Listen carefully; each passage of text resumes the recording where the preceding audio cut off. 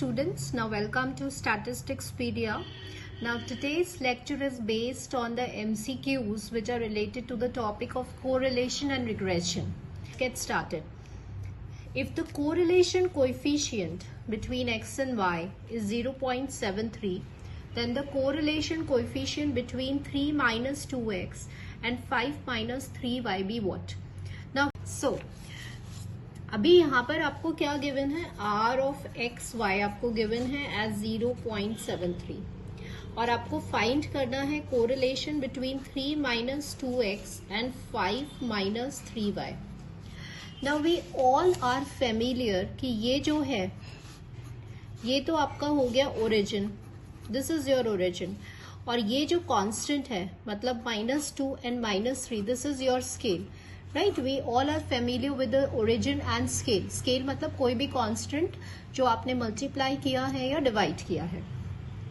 अब कोरिलेशन की एक इंपॉर्टेंट प्रॉपर्टी होती है कि correlation is neither affected by origin और बाय स्केल.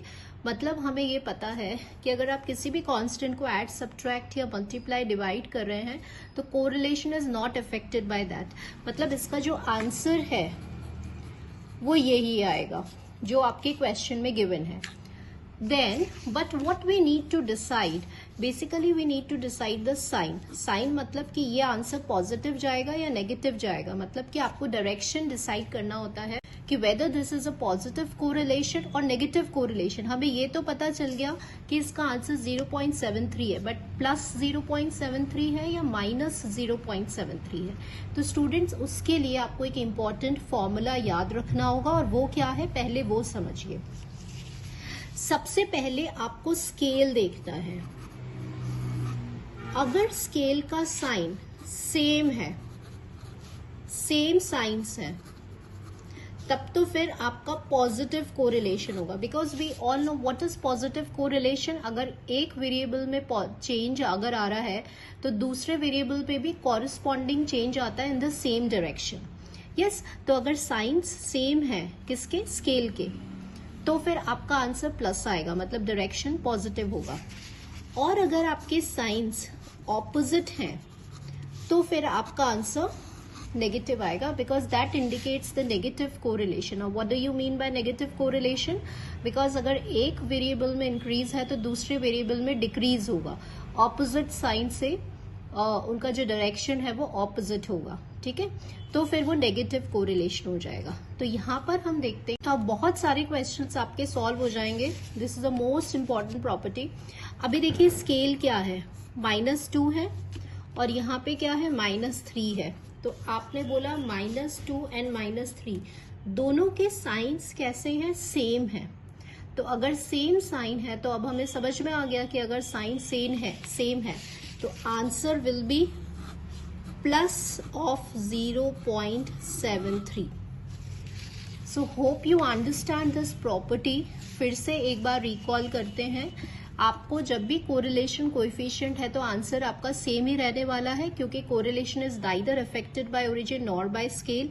आपको सिंपली स्केल देखना है. अगर स्केल के साइन सेम है तो प्लस ऑफ वैल्यू आएगी, और अगर नेगेटिव, दोनों के साइन अगर ऑपोजिट हैं तो नेगेटिव में आपका आंसर आएगा. ठीक है, so let's write it down now.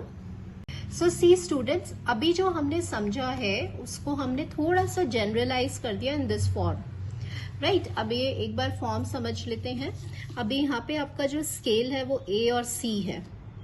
अब यहाँ पे मॉड्यूलस है तो ये तो हमेशा पॉजिटिव देगा. अगर AC का sign if A is greater than 0 and C is greater than 0, या फिर अगर AC का साइन सेम है तब तो प्लस आएगा, और अगर एक पॉजिटिव है और एक नेगेटिव है तब माइनस आएगा.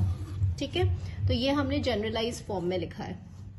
यहाँ देखिए this is given to us, तो आपको सिर्फ स्केल देखना है. तो आपने स्केल देखा और आपने फिर साइंस देख लिए, तो दोनों के साइन सेम है. तो अब आपको समझ में आ गया कि इसका जो आंसर है वो क्या आएगा, plus 0.73. So answer for this question will B this. Now moving on to the next question. Scores X in maths and Y in statistics of 10 students. तो आपको number of students कितने दिए हुए हैं, 10. Summation X, ये सारे observations आपको given है और आपको correlation coefficient निकालना है. So अभी क्या किया हमने यहाँ पे बेसिक फॉर्मूला यूज किया है, कार्ल पियर्सन्स फॉर्मूला, जो आप जानते हैं। एंड वी ऑल्सो नो कि कोवेरियंस का जो फॉर्मूला होता है in terms of expectation is this. Now यहाँ पे स्टूडेंट्स आपको ये जो है वो एक्सपेक्टेशन, मतलब आपको जो वैल्यूज दिया हुआ है वो समेशंस में दिया हुआ है, मतलब कि आपको इसको इन टर्म्स ऑफ समेशंस में एक्सप्रेस करना है। तो कैसे करेंगे? एक्सपेक्टेशन ऑफ एक्स वाई हो गया 1/n summation of X Y. Expectation of X मतलब मीन होता है, तो आप इसको सिंपली ऐसे लिखिए, divided by again 1/n summation of X square, I am sorry small N आएगा ये, माइनस में ये आपका मीन का होल स्क्वायर हो गया। बिल्कुल ऐसे ही यहाँ पर देखिए 1/n summation of Y square minus Y bar का whole square. Now in the question summation X 60 given है और ये 10 गिवन है, तो आप एक्स बार निकाल लीजिए, 6 हो गया है ना। तो हमने यहाँ पे क्या लिखा, एक्स बार 6 हो गया। सिमिलरली वाई बार निकालेंगे तो क्या होगा, summation of Y divided by N, तो ये 7 हो गया, तो ये आपका 7 हो गया। अब आपको यहाँ पे सिंपली वैल्यू पुट करनी है। Summation of X Y question में आपको 440 दिया हुआ है, ठीक है। एक्स बार आप निकाल चुके हो, तो I am writing it as 42। Then summation X square 520 है और उसको 10 से डिवाइड करोगे तो क्या आ जाएगा, 52 आ जाएगा, है ना।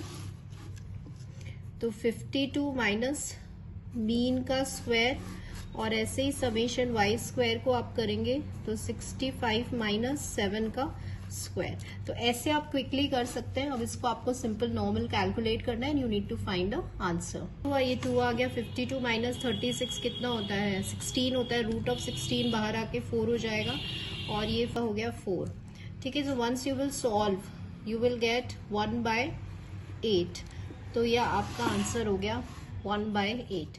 तो कई बार इतने सिंपल क्वेश्चंस भी आ जाते हैं जहां पे हमने सिंपली इसको फॉर्मूले को यूज करके and we have substituted the values and obtained the answer.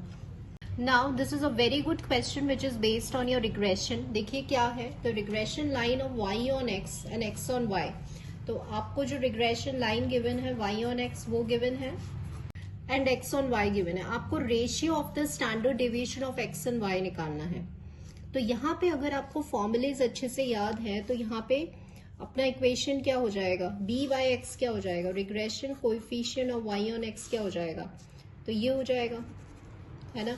तो वो तो हो गया आपका a, ये आपका रिग्रेशन कोएफिशिएंट हो गया y on x। Similarly x on y line है, तो आपका जो रिग्रेशन कोएफिशिएंट हो गया वो क्या हो गया, c हो गया। ये हमने दोनों निकाल लिए। अब we need to know the formulas. देखिए फ्रॉम दिस आपका फॉर्मूला क्या होता है, R sigma Y sigma X equals to A, and from this ये क्या होता है, R sigma X sigma Y equals to C. ये दो फॉर्मूलेज हमें पता है रिग्रेशन कोएफिशिएंट के। अब आप क्या करेंगे, सिंपली इसको डिवाइड करेंगे। तो जब आप डिवाइड करेंगे सिग्मा वाई सिग्मा एक्स, इसको मैंने इससे डिवाइड करा सिग्मा एक्स सिग्मा वाई, तो a/c आता है। r से r आपका कैंसिल हुआ, sigma y square sigma x square a/c आया। So ultimately sigma y upon sigma x क्या आया, root of a/c।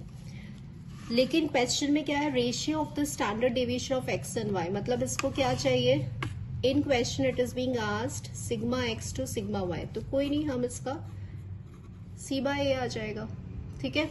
So answer for this question will be root of c/a। This is how we can do. So for this हमें याद होना चाहिए ये दोनों formulas, ठीक है। और बस इसको हमने डिवाइड करा तो आपके पास रेशियो आ गया। Now consider the next question. देखिए if a1x b1y plus c1 be the regression line on y on x, और ऐसे ही ये लाइन आपको x ऑन y दिया हुआ है, और आपको ये क्वेश्चन में you need to find the this expression. So सबसे पहले स्टूडेंट्स व्हाट वी नो कि क्या ये स्टैंडर्ड फॉर्म है क्या रिग्रेशन लाइन का। अगर regression line y on x है तो इक्वेशन क्या आती है, y equals to a plus bx आती है। This is a equation, standard form of regression line. तो क्वेश्चन में हमें पहले इस फॉर्म में लाना होगा, तो आप कैसे लाएंगे, b1y, दोनों को आप उधर ले जाइए,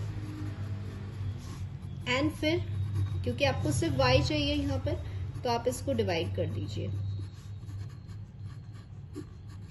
अब ये स्टैंडर्ड फॉर्म में आ गया। This is the standard form. Now once you will compare this and this, so from this what we will obtain? We can obtain the regression coefficient of y on x. तो वो क्या होता है, ये होता है, तो यहाँ पर x के पास ये है, तो ये हो गया -a1 by b1, तो ये आपका regression coefficient हो गया। Now similarly, अभी ये आपको x on y line given है, but it is not in the standard form. So first we bring it in the standard form. कैसे लाएंगे, देखिए क्या given है, x on y line, आपका a2x, दोनों जो कांस्टेंट्स हैं उसको आप इधर ले गए, now divided by a2, now this is in the standard form. अब यहां से इजी हो गया रिग्रेशन कोएफिशिएंट निकालना, वो क्या हो जाएगा, ये वाला स्केल वाला पार्ट हो जाएगा, तो ये आपका रिग्रेशन कोएफिशिएंट आ गया। नाउ अब हम क्वेश्चन देखते हैं। देखिए क्वेश्चन में लिमिट्स यूज है। So we know one property. What was that property? कि जो r स्क्वायर होता है वो लाई करता है फ्रॉम 0 to 1, ये हमें पता है, और साथ ही साथ हमें ये भी पता है कि r स्क्वायर जो होता है वो प्रोडक्ट होता है of this regression coefficient byx into bxy। तो अब आपको सिंपली यहाँ पे क्या करना है कि ये जो रिग्रेशन कोएफिशिएंट्स है उनकी वैल्यू डालनी है, तो a1, b2 और b1 and a2 less than equals to 1, तो ये अब आ गया हमारे पास। ठीक है, हमने कौन सी वाली प्रॉपर्टी यूज करी है, आपने पढ़ा है ना कि r जो होता है कोरिलेशन कोएफिशिएंट ज्योमेट्रिक मीन होता है आपके रिग्रेशन कोएफिशिएंट का, तो r स्क्वायर करेंगे तो ये आपका रूट हट जाएगा। So here we have used this. ठीक है, तो a1 b2 upon b1 a2, तो let's check it out, a1 b2 upon b1 a2. So answer for this question will be this. तो अब आपको कैसे पता चला कि हमने ये प्रॉपर्टी ही यूज करनी है, क्योंकि 0 to 1 लिमिट दे दिया, तो हमने ये कॉन्सेप्ट यूज कर लिया कि r स्क्वायर जो होता है इट लाइज फ्रॉम 0 to 1, है ना, और फिर हमने ज्योमेट्रिक मीन वाली प्रॉपर्टी यूज करके इसको इजीली सॉल्व कर लिया। तो questions are very conceptual, basic questions आते हैं based on the basic properties, और जो हमने पढ़ रखा है बस उसी फॉर्मूले इसको इम्प्लीमेंट करना होता है। ठीक है, so hope today's video will be helpful for all the students. So thank you students for watching the video.